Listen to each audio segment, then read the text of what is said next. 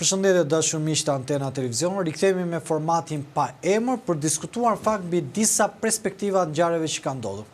Në fakt ditën e sotme do diskutonim shkarkimin në thonjza, mund ta themi, apo shkarkimin politik të Belinda Ballukut, duke u zvendësuar me Ogerta Manastërliu. Do diskutonim çfarë ndodhi brenda takimit në njësinë 5, aty ku nënkuptohet Stalingradi i socialistëve, ku vetë kryeministri Edi Rama ishte me Ogerta Manastërliun për të folur me mbështetësit e vetë.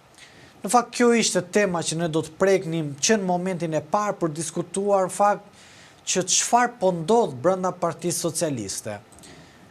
A do e shesin Herion Veliajn, a do e mbajnë, çfarë mesazhesh dhanë me faktin që zonja Manastërliu prezantua si drejtuese politikës së Tiranës, apo lanë duart Edi Rama me Belinda Ballukun, çfarë pritet ndodh ditën të vazhdim dhe çfarë ishin mesazhet që u dhanë brenda strukturës Partisë Socialiste. Por duke qenë se një lajm tjetër i cili ka marrë vëmendjen kryesore dhe ka marrë atë që thuhet graviteti i opinionit publik, duket se Shtetet e Bashkuara të Amerikës, Departamenti i Thesarit, ka dhënë sanksione ndaj një individi, luftar hyjësës, i cili disa vite më parë është parë të dilte nga zyra e kryeministrit. Në fakt, në gjithë ato kohë mundua të shmangeshin dhe të kalonte topi sa tek zyra e Edi Ramës, sa tek zyra e luftar hyjësës, për të ngritur pikpyetje që luftar hyjësa nuk ishte i lidhur me kartelet e drogës Sinalos. Sot vetë Departamenti i Thesarit i Shtetit e ka shpallur luftar hyjësën së bashku me vëllezërit e vet, të vendosur në sanksione dhe pritet që të ketë dhe informacione tjera mbi qëllim janë vënë këto sanksione, a flitet për pastrim parash në luftën apo në lojrat e fatit, a flitet pastrim parash në luftën e grupeve kriminale dhe karteleve të drogës, por këto do të jenë dy tematika. Do ta nisim me njëherë në fakt me luftar hyjësën i cili në fakt ka qenë i shoqëruar kur ka takuar kryeministrin Rama me një prej përfaqësuesve apo deputetëve të CDU-CSU Gjermanisë, i cili ka qenë edhe në pranin apo në shpeshherë ka qenë në disa raste me taulan ballën në disa momente, por duket se tashmë situata po ndryshon. Një situatë e cila pritet sikur hapasapi, do të ketë dhe emra të tjerë të cilët do të goditen mbi jo vetëm atë se çfarë po përfaqëson apo çfarë po ndodh brenda kampit socialist, por edhe çfarë po ndodh në gjeopolitik. Shtetet e Bashkuara të Amerikës, ajo që ne kemi quajtur si mbështetje të madhe që është dhënë Edi Ramës, duket se krau po ndryshon. Këtë do diskutoj me kolegun tim Anë Ribala, do ta nisim mirë me diskutimin për lajmin e sanksionimit nga Thesari i Shtetit luftar hyjësës dhe më pas do diskutojmë për emërimin në krye të Tiranës si drejtuese politike të Ogerta Manastërliut. Anëri, besoj këto dy tema janë me interes se nesër mund diskutojmë vajtjen e Berishës në 21 janar, por këto janë dy tema të cilat ne nuk i kemi konsumuar. Nëse ke atë të Departamentit të Thesarit, ne lexon se çfarë sanksioni ka vënë tamam? Besoj që me njëherë transparencë për publikun, gjithsesi sa ta gjesh, me aq sa dim deri tani të paktën ose sa di opinioni publik, zoti luftar hyjësa ka bërë dhe një intervistë në Shqipëri, por ka pas dhe disa reagime publike për të sqaruar pozitat e tij. Sipas zotit hyjësa në vitin 2004 ai ka qenë ka shkuar në Meksiku dhe ka punuar, sipas pretendimit të zotit hyjësa, gjithë bizneset e tij, gjithë të ardhurat e tij janë biznese legale që kalojnë dhe me parat që janë krejtësisht pastra dhe kanë lëvruar dhe përmes shtetit të Meksikës. Zoti hyjësa dhe është një nga 3 vëllezërit, se janë 4 vëllezër, luftari Erben Fatos dhe Ramiz Hyjësa. Zoti hyjësa nëpërmjet pra luftari, nëpërmjet punës së tij apo dhe qëndrimit në Meksik prej vitit 2004 ka fituar dhe në shtetësinë e atij shteti dhe në mos gaboj tani ai jeton në Kanada. Ka disa biznese në Shqipëri, cilat ai konsideron se janë biznese të ndershme dhe legale. Legale, pra. lëvrojnë para të pastra, jo biznese që kanë lidhje me segment apo pjesëmarrës apo qoftë njerëz individ të botës krimit apo që merren me aktivitet kriminal siç është trafiku kombëtar apo ndërkombëtar i drogës dhe zoti Hysa thotë që kur nuk ka pas probleme me drejtësinë, kur nuk është proceduar, ndaluar apo qoftë arrestuar. Unë kam lajmin. Po pra, prandaj po them, më lexo dhe absolutisht se po thjesht në respekt Jo, lexuesve, në respekt për teleshikuesit që na ndjekin, Departamenti i Thesarit Amerikan dhe Qeveria Meksikës sankcionojnë grupin e krimit të organizuar, pjesë e kartelit Sinaloa, pastrim parash drejt SBA-s dhe ka përcaktuar dhe rolin e secilit prej antarëve. Zyra e kontrollit pasurive të huaj, pra ofaci Departamentit Thesarit dhe rrjetit për zbatimin e krimeve financiare, FinCEN, u bashkua me qeverinë e Meksikës për të goditur grupin e krimit të organizuar Hysa dhe një numër pikash bases të bazuara në Meksik të përfshira në pastrim parash të lidhura me kartelet dhe njësër aktivitetesh tjera kriminale në gjithë Meksikën dhe në Europën. Kjo masë e koordinuar është rezultat i angazhimeve të fundit SBA Meksik, të arritura gjatë vizitës së nënsekretarit Thesarit për inteligjencën financiare dhe kundër terrorizmit John Kelly për të punuar bashkë dhe ngushtë në luftën kundër narkotrafikut dhe krimit financiar të lidhur me kartelet me bazë në Meksik dhe grupe të tjera. Shtetet e Bashkuara dhe Meksika po punojnë së bashku për të luftuar pastrimin e parave në sektorin e lojrave të fatit në Meksik. Mesazhi ynë për ata që mbështesin kartelet është i qartë. Ju do të mbani përgjegjësi, tha nënsekretari i Thesarit për inteligjencën financiare dhe kundër terrorizmit. OFAC vendosi sanksione ndaj 27 individëve dhe entiteteve dhe FinCEN propozoi një masë të veçantë për të shkëputur 10 pika basesh të bazuara në Meksik nga qasja në sistemi financiar amerikan, për shkak të shqetësimeve për pastrim parash. Sanksionet e OFAC që targetojnë grupin e krimit të organizuar Hysa janë: grupi i krimit të organizuar Hysa, i cili përfshin antarët e familjes Luftar Hysa, Arben Hysa, Ramiz Hysa, Fatos Hysa dhe Fabion Hysa, ka përdorur ndikimin e tij përmes investimeve ose kontrolin mbi biznese të ndryshme të bazuara në Meksik, duke përfshirë pika bazësh dhe restorantesh për të pastruar të ardhurat e trafikut të narkotrafikantëve.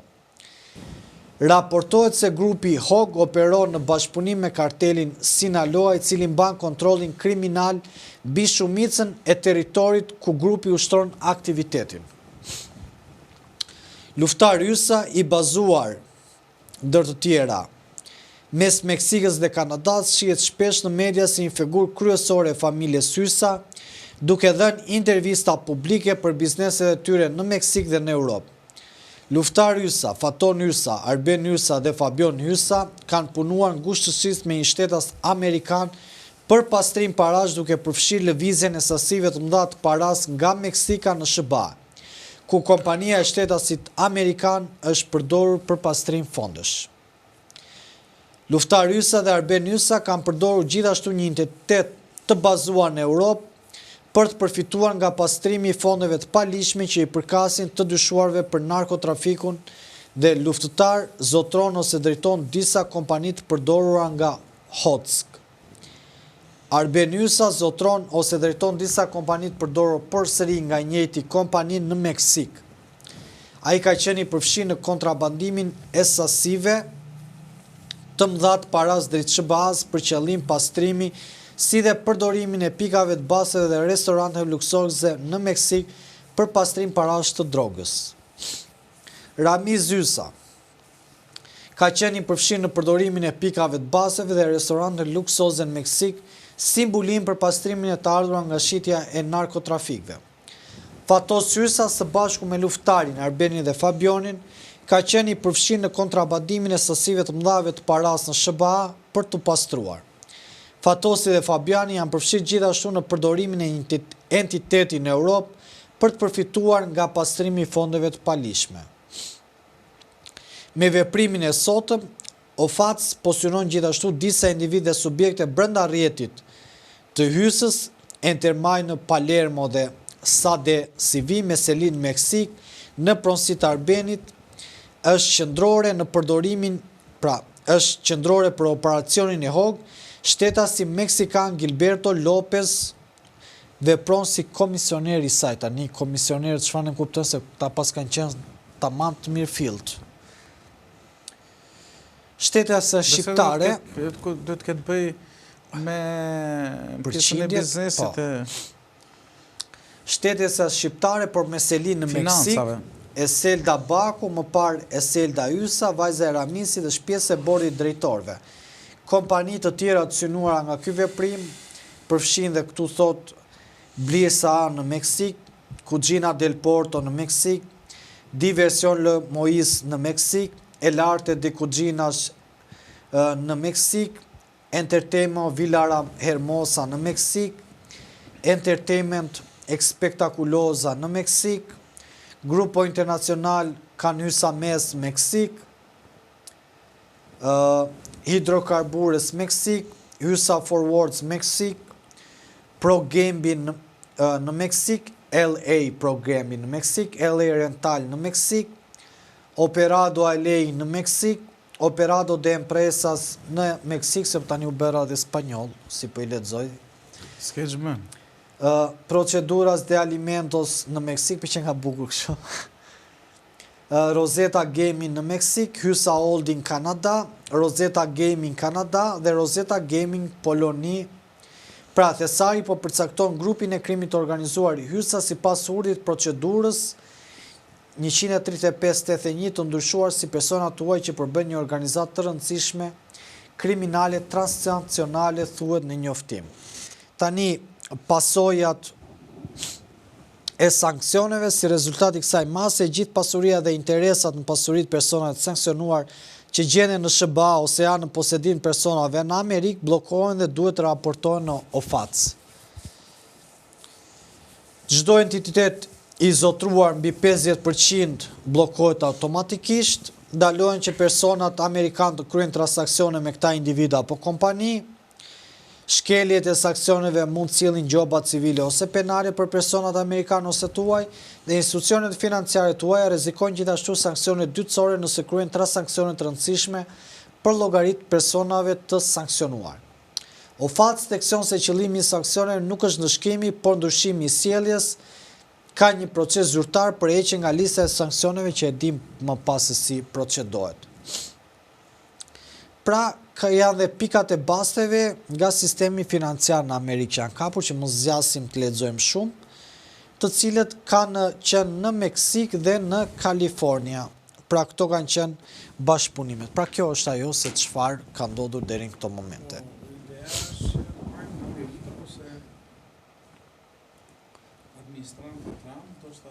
Ka premtuar kur erdhin pushtet ose edhe për të ardhur pushtet, po edhe gjatë kohës që ka qenë pushtet, ka premtuar se do ndaloj disa luftra siç janë ato në Palestinë, në Izrael, midis Rusisë dhe Ukrainës, dhe një nga premtimet e të vetme lufte që ka nisur Amerika ka qenë ndalimi I narkotrafikut, sidomos atë që ka lidhje me Amerikën e Jugut dhe kalimit e sasive të mëdha të drogës nga Peruja apo Bolivia në Shtetet Bashkuara të Amerikës, qoftë nga Meksika apo kudo tjetër.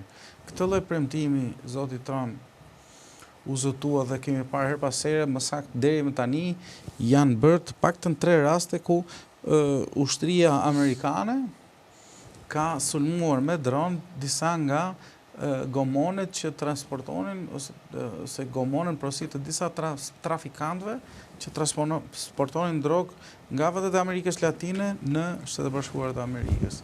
Kemi parë se që kush ka qenë përgjigje e zotit Trump, kështu që nëse Trump ka premtuar për të si thua ndaluar luftrat në lindjen e mesme, kryesisht por edhe në Europë, siç është midis Rusisë dhe Ukrainës, një konflikti që vazhdon tashmë për vitesh, Trump përmes ushtrisë ose forcës speciale po arrin të reagojë dhe të dizintegrojë, më saktë të ndalojë përmes edhe armëve narkotrafikun që bëhet nga Amerika Latine në SBA.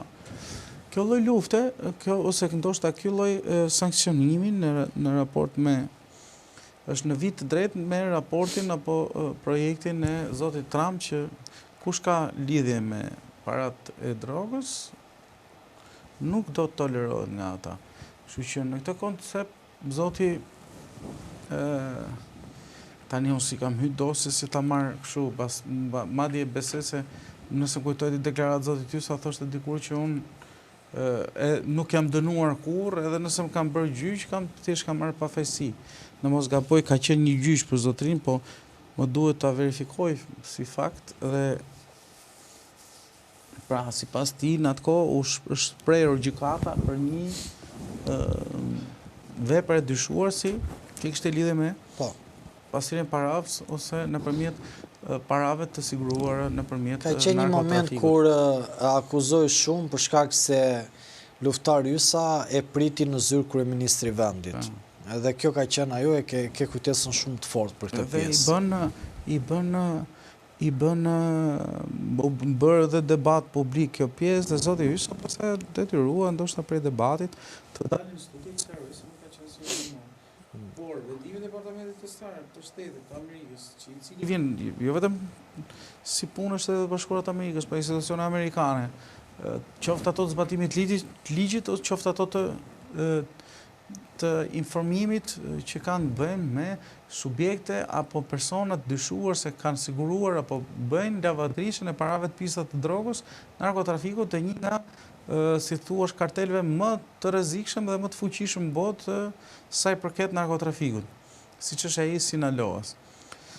Zoti Ysa tashmë sipas departamentit thesarit është pjesë e narkotrafiku dhe këtë verifikim nuk ka bërë vetëm SBA, po SBA përmes bashkëpunimit ngushtë me partnerët meksikan, sikurse sikundër e thotë dhe ajo, pra qeverisë meksikane ndoshta, kështu që është situatë e vështirë për zotin Ysa, sepse për shkak të qoftë edhe nga pozita e ndoshta nuk e rëndon pozita e për momentin të paktën, përsa kohë nuk është në një gjyq apo nuk kërkohet si thuash arrestimi i tij, zoti Ysa është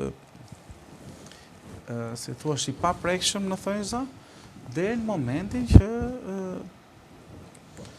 është i paprekshëm deri në momentin që të vërtetohet e kundërta, sepse nuk departamenti i thesarit nuk dënon, thjesht sanksionon dhe i sugjeron të gjithë njerëzve të tjerë, pra biznesmenëve që mos të bashkëpunojnë me bizneset.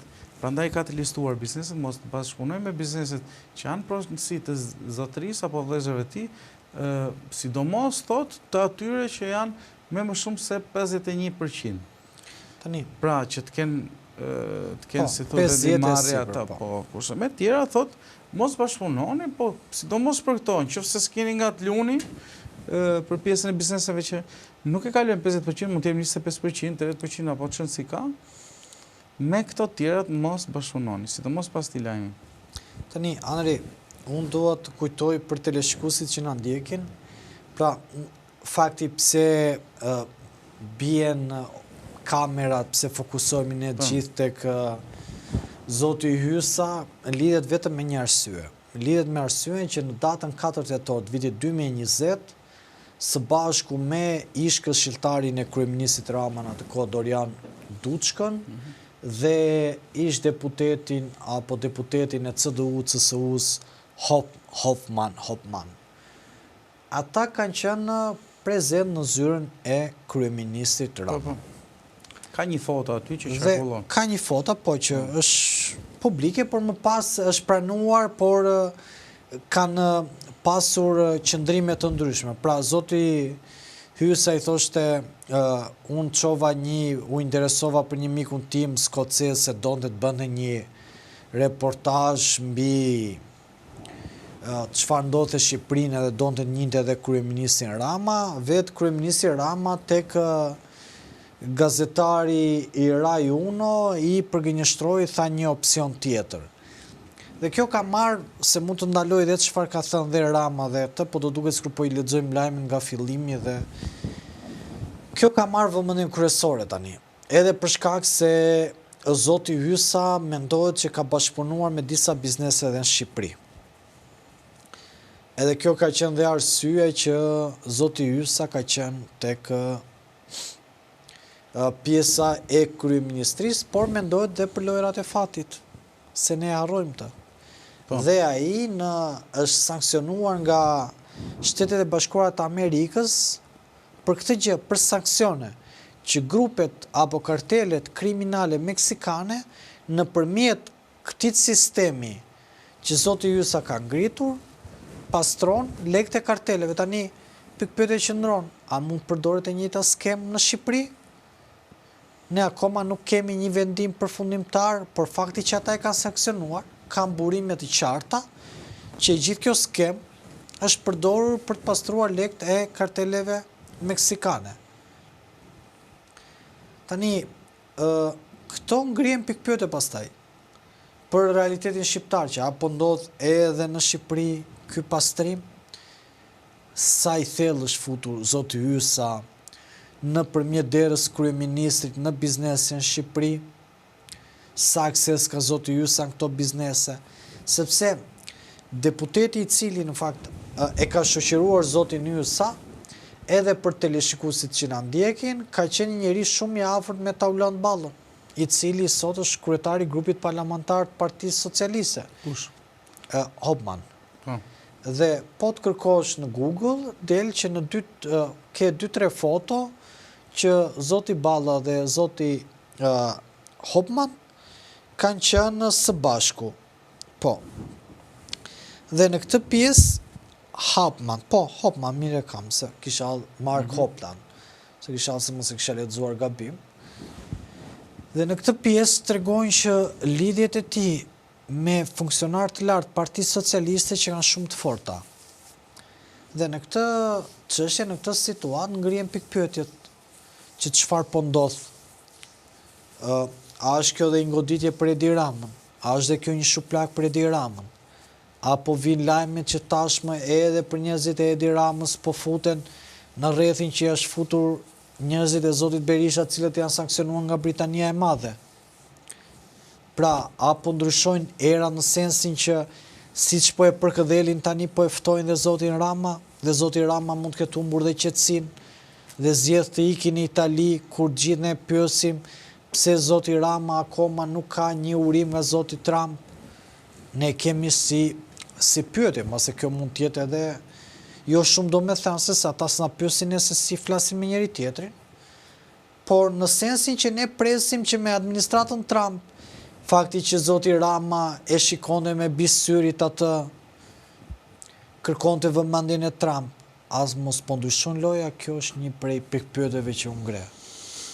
Unë nuk është se mendoj se po ndryshon loja, për sa kohë që Rama ka mbajtur një qëndrim, si thuash, duke tentuar për të qenë korrekt, se edhe në fakt për sa kohë zoti Hysa nuk ka asnjë procedim, nuk ndiqe nga askush, nuk është dënuar, shëndet. Shet paç. Fjalë e vërtet. Nuk është dënuar asnjëherë, nuk ka pas një lidhje konkrete të tij me kartelet, qoftë ato drogës, qoftë të meksikanët të Sinaloas. Zoti Rama është shprehur në atë kohë për një intervistë të bërë nga një gazetar italian, Rai 3, që pati ardhe në Shqipëri, se e para nuk e njihte zotin Hysa, e njihte si një biznesmen për cilin ky do të takonte, prapë që unë prapë nuk bi dakord që nuk ka pse një biznesmen takohet me Ramën, se e do këtë gjë, është njësoj pavarësisht se është i fuqishëm, se me këtë logjikë edhe unë kam biznes, edhe i bërë kërkesë Ramës, se kam një ide ose të përzhvilluar diçka. Dhe problemi kryesor tjetër është që këtu nuk ka verifikim se ka takon nga shërbimet. Pra këtu kanë dështuar shërbimet. Jo Rama, se Rama s'ka nga ta di. Pra, në qoftë se s'ka pas as vendim gjykata, po sikur Rama ta ke ditur dhe ka thënë, hajta mbyllim një, se mund të thënë këtej, ky vendim s'ka, ne e dim, po hajmë të takoj se na duhen biznese këtu. Është muhabet tjetër. Kjo nëse e ka ditur dhe s'ka reaguar, por vetë në atë intervistë që ka bërë për gazetarin italian, Rama e dinte që unë nuk e kam njohur zotrin fare. Dhe për koncesionet që do merrte, apo këtë pjesën e kazinove, se si që shtek, lete e kazinove, më zgaboj, dhe koncesionet, zoti Rama shpreh që unë as nuk jap, as nuk heq, si thuash, me dëshirën time, koncesionet, pasi sipas tij, koncesionet janë i vendosin disa instanca tjera shtetërore, për cilën Rama nuk lëvron dot. Unë besoj se në atë kohë u spekulua për një dënim të zotërisë, zotit Hysa, mos gaboj, dhe ai qelloi të mos ishte i vërtetë. Kurse deklaratat e Departamentit të Shtetit kanë bërë deklarata ekonomike se kush ka cënuar interesat ekonomik të Shtetit Bashkuar të Amerikës. Përmes narkotrafikut, pas ka bërë dhe pastrim parash brenda territorit të SBA-s. Nuk e dim shtetin eksaktësisht, por mund të themi fare mirë se sipas pretendimet që janë të parës amerikanë, nëse zoti Hysa pastron parat në për restorante apo kazinot e tija, apo baret, për kartelet e Sinaloas. Janë fut disa qindra miliona dollar, ndoshta apo një monedë tjetër, po dollar besoj, nga Meksika në Shtetet Bashkuara Amerikës. Dhe në Shqipëri, zoteria ka dhe një kompani, Valona Construction, mos gaboj, për cilën gazetarin atë kohë pyeti Ramën që kur të fitoj këtë koncesion, ti do ja heqësh këtit, sepse Rama ishte shprehur që askush që ka probleme me ligjin, nëse ky zotëria kishte shprehur për zotin Hysa se ka probleme me ligjin, do procedohet sipas ligjit. Nëse bën pjesë e një grupi mafioz, të cilët bëjnë pastrim parash nëpërmjet parave ose drogës, që sjellin me tonelata në Europë për narkotrafik, për këtu Rama është shprehur se s'ka nevojë të bëjmë asetim për të ndërprer kontratën koncesionare. Në fakt, kështu që në thel Rama deri diku i ka larë duart me zotin Hysa që në atë kohë. Problemi është se mbi perspektive nxjerr Departamenti i Thesarit këtë lloj, si thua, konstatimi apo sankcionimi i disa në përgjithësi ata nuk t'japin shumë informacione. Jo, patjetër. Ata thjesht mbi të dhënat që kanë dhe nuk të japin shumë shpjegime, është fiksi non grata, që ne akoma dhe sot nuk e dim, dhe ai thot kjo është pak a shumë matje force. Kështu topin e ka mu, penaltin... Po jo, e kam fjallën pse doli tani, pikërisht tani. Pse pikërisht tani, sepse nuk mund ta kthej dot përgjigjen që të flasën emër tyre, po të them disa deduksione. Mendoj që tani janë pjekur kushtet të një bashkëveprimi Meksik-SBA përgoditur një nga kartelet e Sinaloas. Institucionet e zbatimit të ligjit nuk kanë nevojë për të zbuluar nga Meksika për kartelet e Sinaloas ose pjesëtarë. Jo, ata thjesht kanë bashkëpunuar, për goditje, nuk besoj se është vullneti i Shtetit Bashkuar të Amerikës më shumë se sa. Jo, Meksika s'ka pas. Meksika si ne më burr kur sjellin ata s'ka enkroçat, kujtohemi ne. Edhe atje ankohet, për shembull, del drejtori e thot që s'na informuan më shpejt, se thot se të justifikohet dhe të ata tjerët, që së shfaji më vlla, po kështu na i bën, e kupton? Unë mendoj, besoj këtë temë nuk kemi më çfarë. Pastaj besoj ditën e vazhdim do kemi dhe informacion më të tepër. Ditën e vazhdim do kemi më informacion. Unë dua të diskutoj fakt anëri zëvendësimin e Ogerta Manastirliut me Ballukun. Më duket se po ndodh ose si deduksion i ngjarjeve që ka ndodhur dhe më përpara. Ose vazhdon, do të njëjta gjë pa ndërprerje. Po, të njëjtën gjë, sepse mendoj që fakti që nis paletja hoqi tregon që po mundohet të gjejë një formë për të larë duart me zonin Balluku. Rama po? Rama. Bëri një takim me zotin Balluku apo me Erionin? Me zonin Balluku. Okay, jo, them zvendësoj. Sa e lidhe me Jo, do të them çfarë ndodhi në gjithë panoramën. Tani vetë Edi Rama së bashku me Ogerta Manastirliu në zonën 105. Po. Që dihet që është gati një Jo me shumë të dhëna, do më thënë Bastioni Majt ka qenë historikisht, po tani kanë ardhur flukse. Ka ndryshuar demografia. Po, ka ndryshuar, po për shembull Ali Demi ka qenë i djathtë. Jo, I Majt Ali Demi tërkohën, se ka qenë aty është kompleksi Partizani dhe ka qenë pallate oficerash, kanë bërë fushatun prandaj e di, ose e kupton kur I brethë tëra pallate derë më derë troket, fiksohen. Po I di nga halli, e kupton, jo se ke qef. Dhe erdhi në 105 që dihet që Bastioni Majt historikisht erdhi me zonjën Manasteliu për të bërë 2 goditje. Tani, një goditje e din njerëzit publikisht, një goditje do e them unë nga burimet e mia. Dhe pastaj ti mund ta konfirmosh në ditën të vazhdim me informacionet e tua, por ajo që unë të them me bindje anëri, e para që dha një mesazh në 105 ku u zëvendësua Balluku dhe me Ogertën, Ogerta tani do të jetë dhe drejtuese politike përveç se përsëri kandidatja Edi Ramës për 2027-ën. Por, ajo që më ka bërë përshtypje nga diskutimet që unë kam pasur me njerëz që ishin atë mbledhje, Edi Rama, dhe këtu hapi veshët mirë ti hapin veshët mirë ata, Edi Rama është shprehur se Erion Veliaj do të qëndrojë në burg dhe nuk do të ketë ndryshim. Kjo gjë në fakt ndryshim në aspektin e ligjor të Veliajt apo të bashkia?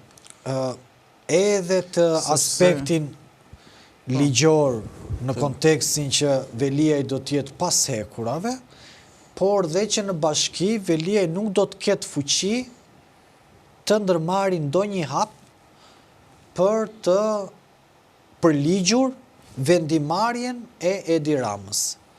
Jo, kjo është I qartë, për dhe sa ka vënë atë, ka emëruar nën kryetar drejtues të, si ka I Blendi Sulej, që ka I? Nën kryetar, po, nën kryetari është Blendi Sulej. Po, përse ka vënë sensin... Që ka qenë deputet, do me dhanë, republikane.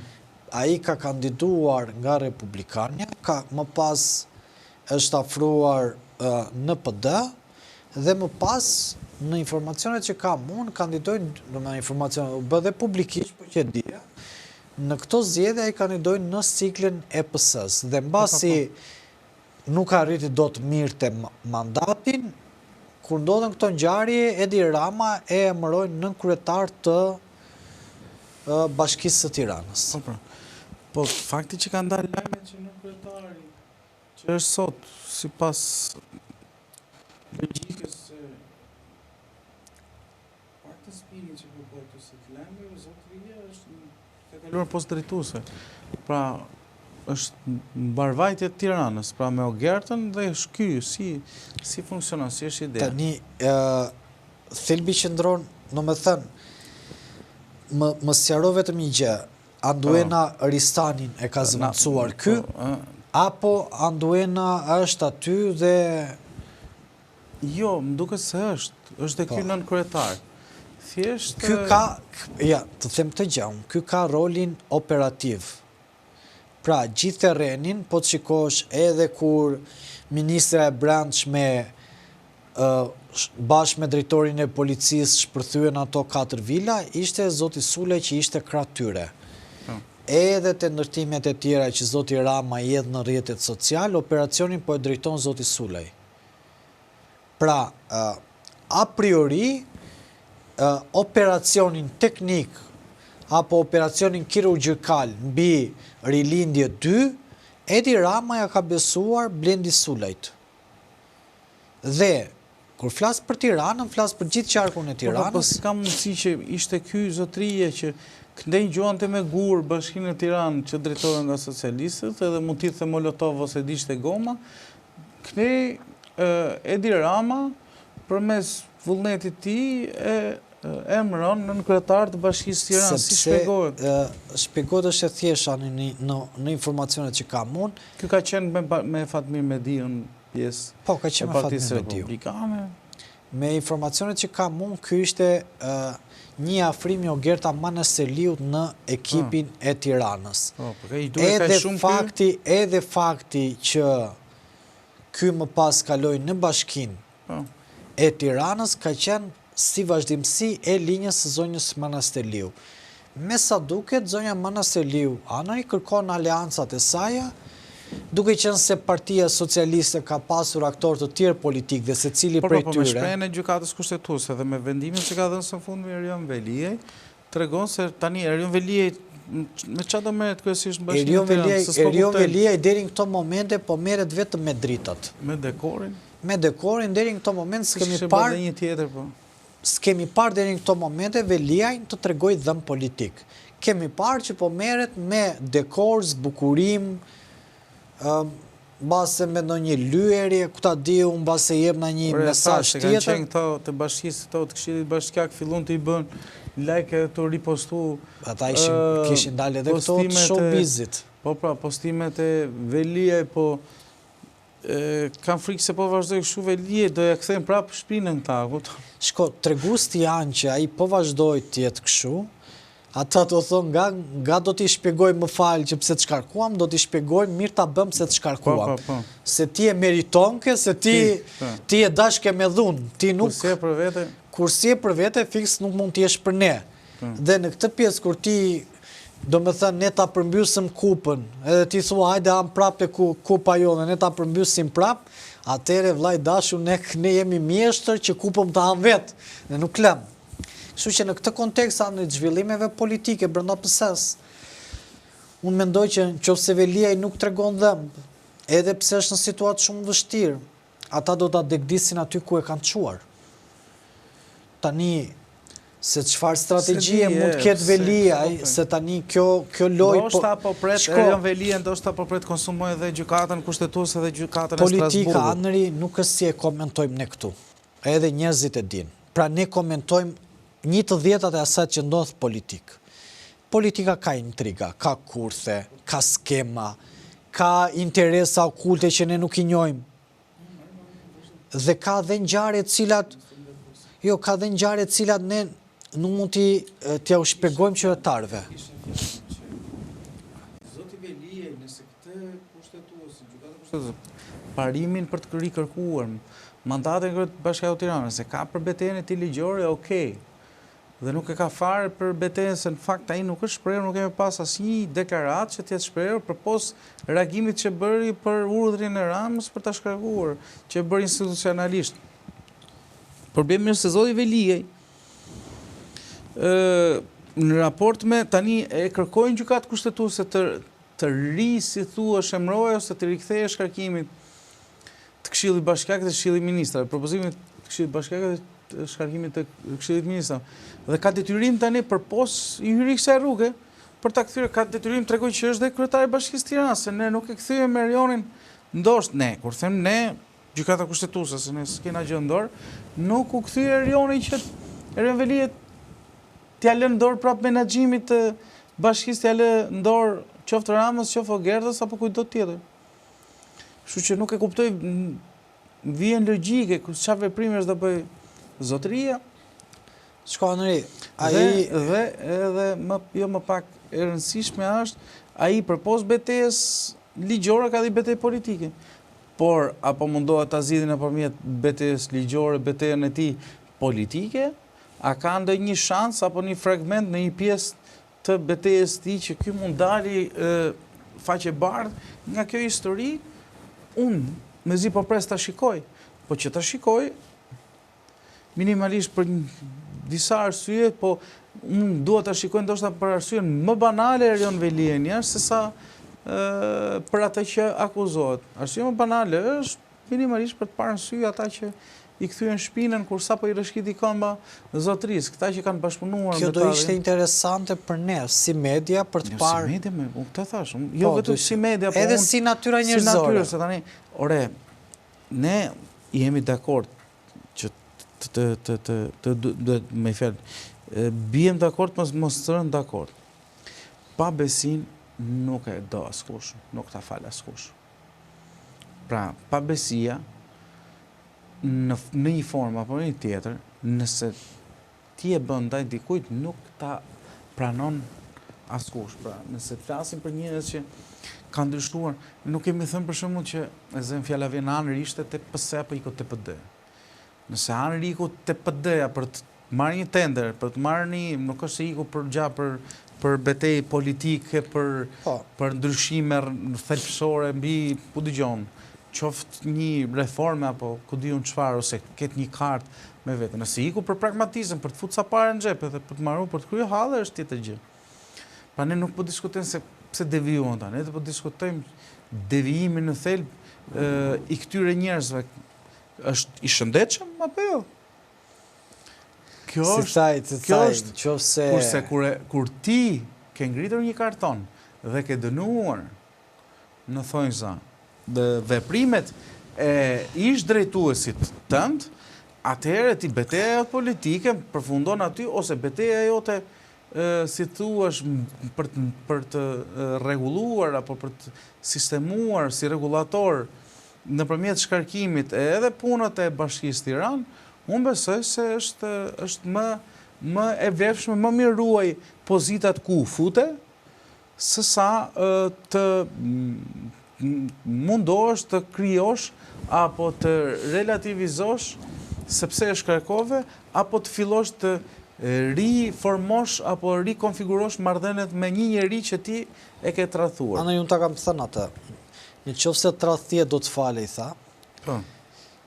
Djalli do t'ulej kram me Zotin, me angjit. Pra, ç'a ndodh? Ne duhet jemi koshient që askush nuk e fal tradhtin. Mund ta përtypi për interesa politike një moment, por kur nuk e harron atë që çfarë ka ndodhur ato momente. Pra i kthehet si një reminiscencë e ngjarjeve dhe zhvillimit, dhe ecën tërkohën me këtë. Dhe Veliaj mund të bëjë sikur s'ka ndodhur një gjë tani nëse kalon këtë betejë të fortë.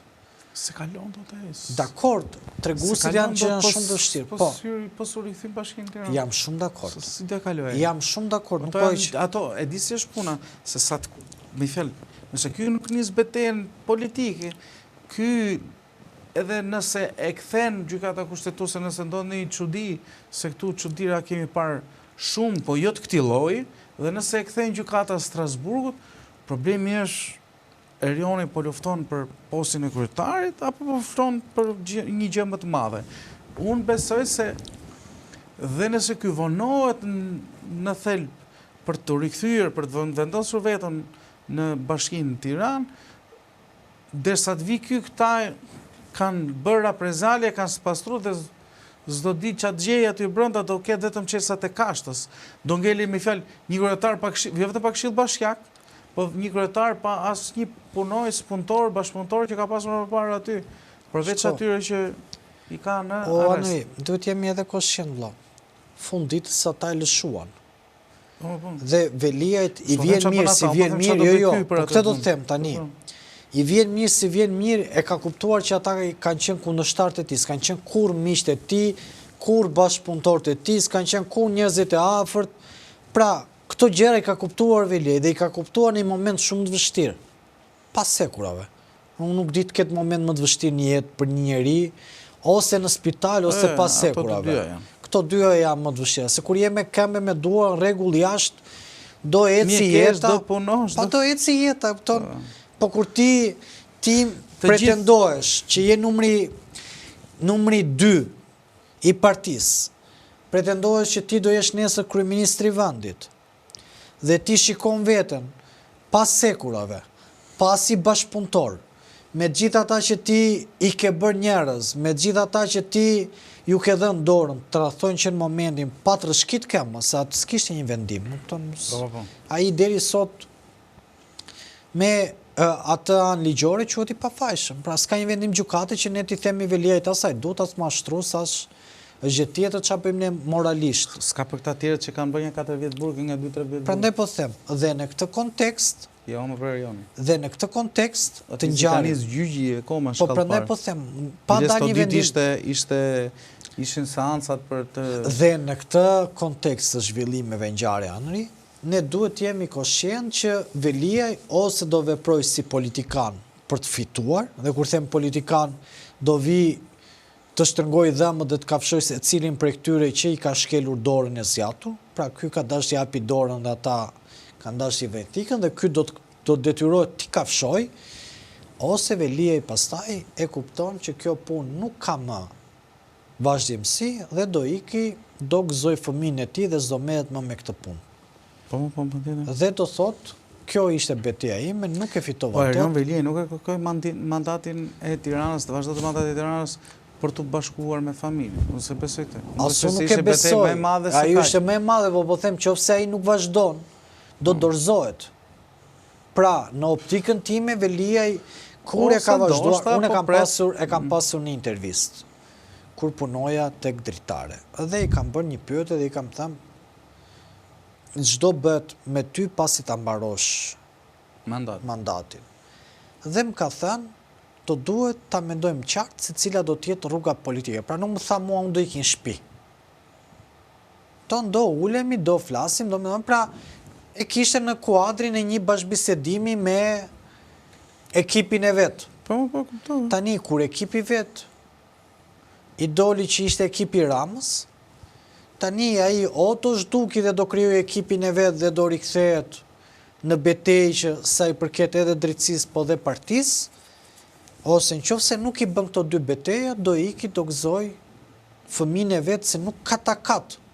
Pra ky është ajo çfarë po them unë. Kuptoj. Në këtë pjesë e shikoj. Opsion tjetër nuk i shikoj Veliajt.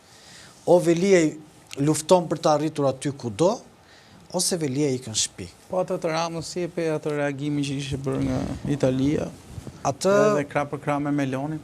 Po, Dukte Meloni si çanta Ramës. Shko ka diçka. Do më thënë, mua të gjithë të reagime... Ate ka bërë për Maznikun. Jo, dakord, po... Atë reagimin ishte për Maznikun, po të them. Po, pra e bised, sepse bëhet për fjalë për reformën territoriale, aty dy veta janë, po. Po, për qa jeti bashkëkryetari, tha edhe këto, bërtiste aty, edhe bërtiste tamam. A kupto, tani që më thua ti për Maznikun, a i mund t'i këtë them po, se që i thoshte tjetër e? Që i thënë gjithë, se është problemi Maznikut, që i Dhe thënë gjithë, se a i është drejtuesi. Te lekët nuk është hej, po këtu për çdo gjë është... Te lekët, po këtu te lekët, se ti unë të gjë. Po te lekët është asnjëra, ama vetëm te puna e drejtimit ai është. Ai është drejtimi, po te lekët si saj. Sprega i gjë. Ashtu nuk prekin këta se kanë si strategji, po. Mua më shumë anë i bëri përshtypje se ne e kaluam në eshtje, po më shumë bëri përshtypje fakti që ai thot që Veliaj do qëndrojë aty s'do ketë më punë me bashkinë, shumë i vendosur. Po sepse i marrën mandati, pra Veliaj nuk del nga burgu, ai e bën këtë për t'i thonë atyre që kanë aty, që janë drejtues njësisë, si më thënë, ose dhe pra njësisë bashkiake, po dhe drejtues fushate, në përgjithësi që kanë të bëjnë me Tiranën. Se në fillim, Rama ishte përgatitur për zgjedhje. Po. Apo jo? Po. Vendosi kryetare, kandidate për kryetare zonën Manastir Liu. Shumë e vërtet. Shumë bukur. Doli vendimi i gjykatës kushtetuese që u mbyll data e presidentit antikushtetuese. Vazhdon këta. Do vazhdojmë zgjedhje, do me fjalë përgatitemi për fushat, përgatitemi për zgjedhje. Më mbrapa pastaj kur e ktheu edhe gjykata kushtetuese që mbajti Erion Veliaj në detyrë, bëri atë reagimin e parë dhe tani nuk flet më fare që kemi konkretën kandidate. Dhe çfarë po bën? Thjesht thot, okay, ky arriti ta fitonte në kushtetuese mandatin, mos shkarkohet, por ama nuk heq dorë nga Bashkia e Tiranës. Ky do ta drejtojë me hir apo me pa hir Bashkinë Tiranë. Shumë vërtet. Dhe kryetare sipas tij, sikur se e tha që në fillim është zonja Manastir Liu dhe kaq. Për atë nuk ndryshon gjë, sepse ai nuk mund ta pranojë që e kundërshton dikush.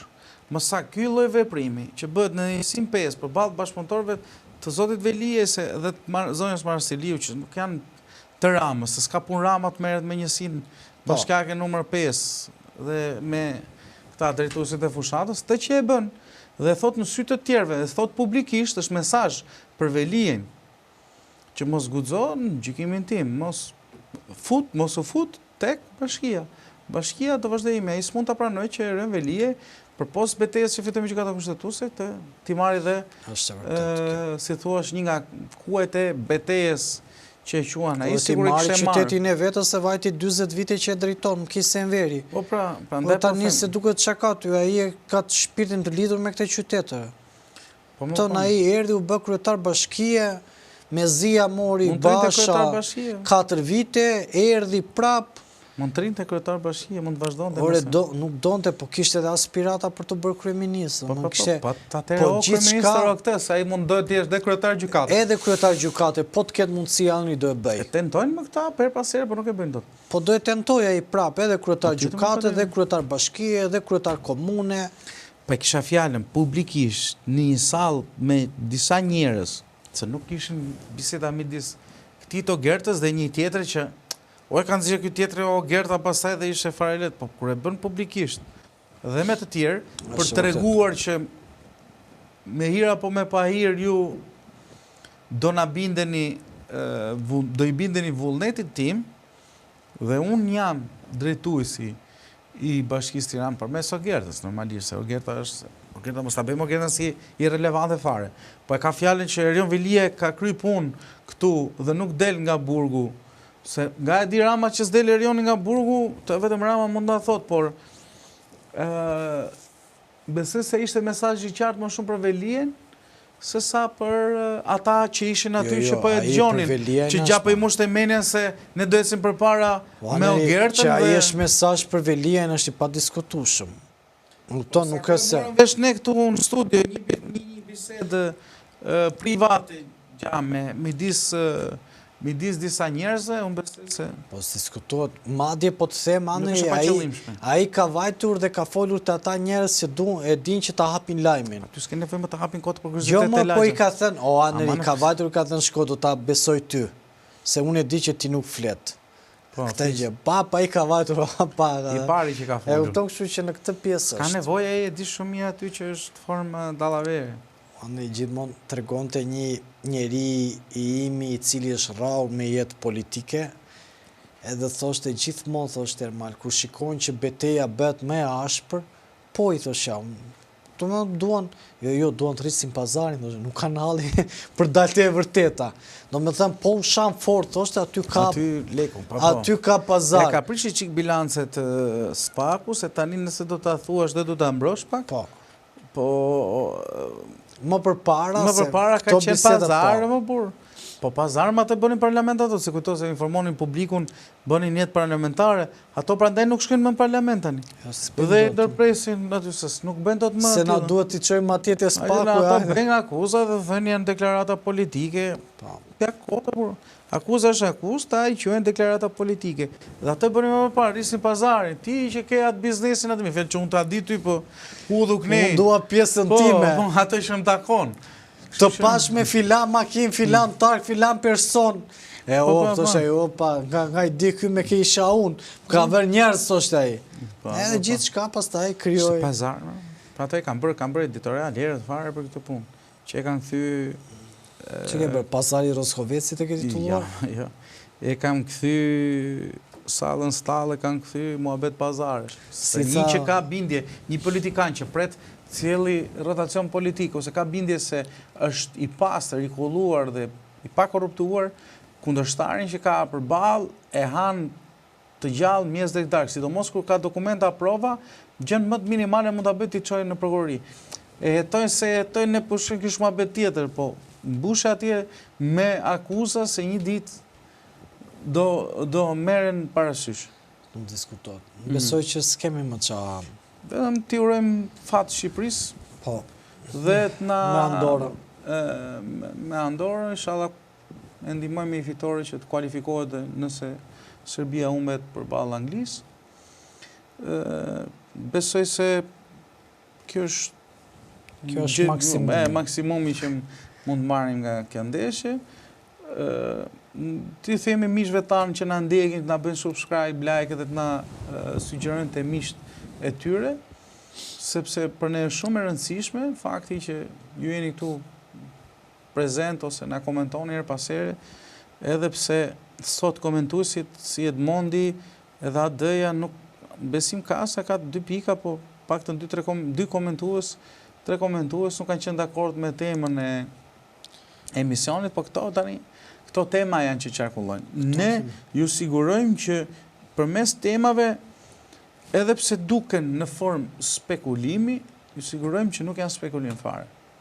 Dhe dal nga dal, përmes nëse ju do na ndiqni, dhe me kalimin se koha është ajo që vërteton atë që themi, se unë s'mund të them dot tani që nuk mund të zgjer gjithmonë një pamje fikmike, po koha ka vërtetuar çka kemi thënë pjesërisht. Koha ka vërtetuar që kemi pas dhe, si thua, gabim për disa gjëra, po gabime të mëdha nuk kemi bërë. Kështu që mbyll Ermal se Të dashur miq, duke uruar fitoren Shqipërisë nga unë dhe Andrej Bala, natën e mirë dhe mirupafshim.